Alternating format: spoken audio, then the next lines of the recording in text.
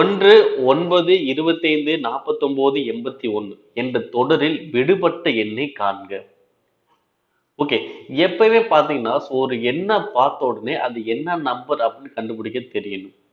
So அப்படி கண்டுபிடிக்க தெரிஞ்சவங்க இன்னும் ஈஸியா நம்ம ஆன்சர் கண்டுபிடிக்கலாம். ஓகே, இங்க கொடுக்கப்பட்ட நம்பர் அனைத்துமே பார்த்தா ஒரு ஸ்கொயர் நம்பர்.